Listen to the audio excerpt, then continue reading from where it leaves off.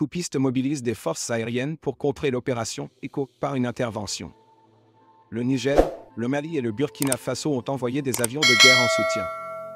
Le Niger a exprimé sa solidarité contre une éventuelle intervention militaire de la Communauté économique des États de l'Afrique de l'Ouest, CEDEAO, appelée ECHO, dans ce contexte. Une émission de télévision diffusée sur la chaîne d'État du Niger a rapporté ces informations, mettant en évidence les efforts conjoints du Mali et du Burkina Faso en soutien au Niger, ainsi que le déploiement d'avions de guerre à l'intérieur des frontières du Niger la semaine dernière. En tant que chef d'état-major de l'opération ECHO, vous assistez à une réunion ce vendredi. La date de l'imminente intervention militaire au Niger n'a pas été divulguée, mais le groupe a déclaré que ses forces militaires étaient prêtes à intervenir dès que les ordres seraient donnés. Le Burkina Faso et le Mali, tous deux dirigés par des militaires, ont précédemment publié une déclaration de soutien au Niger contre l'opération militaire prévue de l'opération ECHO, qui vise à changer le cours du coup d'État au Niger. Ils ont averti que toute intervention serait considérée comme une déclaration de guerre contre le Burkina Faso et le Mali. Le Mali a déployé une paire d'avions d'attaque légers, un drone et un hélicoptère d'attaque. Le Mali a commandé 6 avions d'attaque légers en 2018. En 2021, la Russie a livré un hélicoptère d'attaque au Mali, portant ainsi le nombre total de ce type d'appareil à 11 au Mali. En 2016, la Russie a signé un contrat avec le Mali pour des hélicoptères, dont 2 ont été livrés en septembre 2017. Un troisième a été livré en 2018. Le Mali a précédemment acquis au moins 7 hélicoptères d'occasion entre 2007 et 2012. Le Burkina Faso a déployé un seul avion d'attaque léger et un seul drone. 5 drones ont été livrés à l'armée du Burkina Faso entre avril et mai 2022. Le Niger a également déployé une paire d'avions d'attaque légers de fabrication turque. Le Niger est le premier client étranger de l'avion d'entraînement utilisé pour des missions de soutien aérien rapprochées. Il est équipé d'un capteur infrarouge et peut transporter une charge d'armes maximale de 3300 livres. Il est capable de décoller et d'atterrir sur des pistes non préparées. L'avantage principal de cet avion est qu'il réduit le coût des opérations aériennes, notamment dans les zones de conflit à faible intensité où les menaces anti-aériennes sont négligeables. De plus, les États-Unis ont également menacé d'intervenir militairement contre le groupe de militaires au pouvoir au Niger si les dirigeants militaires du pays ne rétablissent pas l'ordre constitutionnel. On s'attend à ce que des renforts armés soient déployés sur le terrain pour protéger le groupe de militaires nigériens. Le 18 mars 2023, un nouvel avion de combat Bayraktar TB a été livré au Mali. L'ambassade de Bamako en République de Turquie a annoncé la tenue d'une cérémonie de livraison de l'avion de combat Bayraktar TB et du système de surveillance UCAVS exporté au Mali, comme le montre la photo publiée par l'ambassade. Nous pouvons voir que la force aérienne malienne a reçu des avions d'entraînement légers et d'attaque L-39 Albatros, ainsi que des avions de combat Bayraktar TB. Les avions de combat Bayraktar TB et le système de surveillance UCAVS précédemment livrés ont été photographiés lors de la visite du ministre de la Défense, le colonel Sadio Kamara, à la base aérienne de Mopti au Mali, le mercredi 21 décembre 2020. Pour élargir sa flotte, la force aérienne du Mali a également reçu 5 avions d'entraînement légers L-39 Albatros, 2 hélicoptères utilitaires Mi-8 et des avions d'attaque Su-25 en janvier 2023.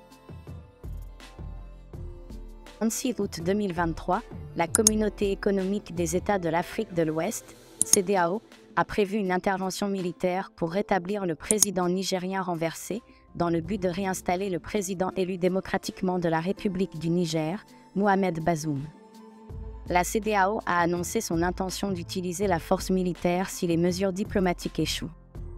Lors d'une conférence de presse récente visant à expliquer la position de la CEDEAO sur la crise en cours au Niger, le président de la Commission, le Dr Omar Touré, a exprimé ses inquiétudes face à l'augmentation des interventions militaires dans la politique africaine, soulignant l'importance de freiner cette tendance. Il a rassuré le peuple nigérien en affirmant que la CEDEAO s'engageait à garantir leur bien-être et travaillait activement à rétablir la gouvernance civile et la stabilité politique dans le pays. La situation actuelle au Niger, marquée par le renversement du président Bazoum par un groupe de militaires, a incité la CEDEAO à prendre des mesures. Suite au coup d'État du 27 juillet, apparemment motivé par des inquiétudes liées à la pauvreté généralisée, l'organisation régionale a donné au groupe de militaires un délai de 7 jours pour rétablir le président renversé, faute de quoi une intervention serait envisagée. Malgré l'expiration de l'ultimatum, les dirigeants de la CEDEAO, composés des chefs d'État et de gouvernement, ont entrepris des efforts diplomatiques pour trouver une solution pacifique à la crise. Cette approche a été maintenue malgré les appels de divers acteurs à une gestion prudente afin d'éviter une escalade de la violence dans la région. Le président Touré a cependant affirmé que la situation au Niger illustre un schéma récurrent de tentatives de renversement de gouvernement dans la région. Il a souligné que les dirigeants des pays ont tous considéré ce coup d'État comme allant trop loin, renforçant ainsi leur détermination à s'opposer aux prises de pouvoir militaires. En défendant la possible décision de déployer des forces armées pour rétablir la présidence de Bazoum, le président Touré a encouragé les critiques de l'approche de la CEDEAO à approfondir leurs recherches.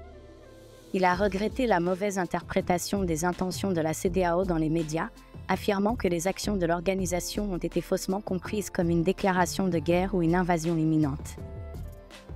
La CEDEAO n'a ni déclaré la guerre au peuple nigérien ni exprimé une intention présumée d'envahir le pays. Au lieu de cela, la CEDEAO a mis en place un ensemble complet de sanctions, incluant la possibilité légitime d'utiliser la force pour rétablir l'ordre constitutionnel. Alors que les efforts diplomatiques se poursuivent, la CEDEAO se prépare également à un éventuel déploiement de ses forces militaires. Les organes de décision technique de la CEDEAO ont reçu l'instruction de préparer le mécanisme de mise en œuvre communautaire au cas où les circonstances nécessiteraient une intervention militaire. Le président Touré a reconnu que la décision de la CEDEAO d'utiliser la force était un dernier recours après l'échec du dialogue diplomatique. Il a souligné la grande préoccupation de l'organisation pour le peuple et le pays du Niger. Il a également souligné que dans le passé, les gouvernements militaires ont souvent eu du mal à faire face efficacement aux défis complexes, réaffirmant ainsi l'engagement de la CEDEAO à rétablir rapidement le gouvernement civil au Niger par des moyens pacifiques.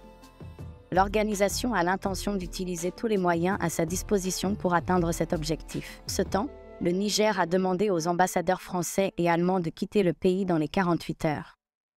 Le ministère des Affaires étrangères nommé par les militaires a déclaré que cette décision faisait suite au refus des ambassadeurs de répondre à son invitation à une réunion et à d'autres actions de leurs gouvernements respectifs contraires aux intérêts du Niger.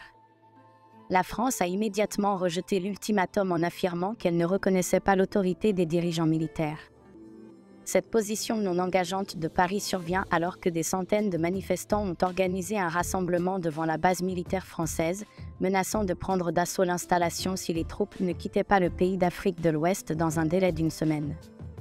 Les habitants du Niger sont sortis à plusieurs reprises en grand nombre pour exprimer leur soutien aux dirigeants militaires et rejeter les anciennes autorités soutenues par l'Occident dans le pays. Le 26 juillet, des officiers de l'armée du Niger ont renversé le président Mohamed Bazoum, connu pour ses positions favorables à certains pays occidentaux. Depuis lors, ils accusent la France d'avoir l'intention de prendre part militairement dans les pays d'Afrique de l'Ouest pour rétablir Bazoum au pouvoir. Ce renversement militaire s'est produit dans un contexte où de plus en plus de personnes au Niger expriment de l'hostilité envers la France, en les accusant de s'immiscer dans les affaires du pays. Le Niger est un pays stratégique en raison de sa position en tant que l'un des plus grands producteurs d'uranium au monde, où des troupes françaises, américaines et d'autres pays sont déployées sous prétexte de lutter contre le terrorisme. Plus tôt ce mois-ci, des milliers de personnes hostiles à l'influence occidentale sont descendues dans les rues pour protester contre les plans des pays d'Afrique de l'Ouest visant à envoyer une force militaire dans le pays. Les manifestants ont encerclé la base militaire française au Niger pour protester contre les années d'intervention militaire de ce pays européen dans la région ouest-africaine. L'armée du Niger accuse la France, ancienne puissance coloniale en Afrique de l'Ouest jusqu'en 1960, d'être à l'origine de l'intention de la Communauté économique des États de l'Afrique de l'Ouest, CEDEAO, de rétablir Bazoum au pouvoir, dans l'intérêt des pays occidentaux. Depuis son indépendance, la France entretient des relations commerciales et maintient une présence militaire dans la région. Ceci marque la fin de notre programme aujourd'hui.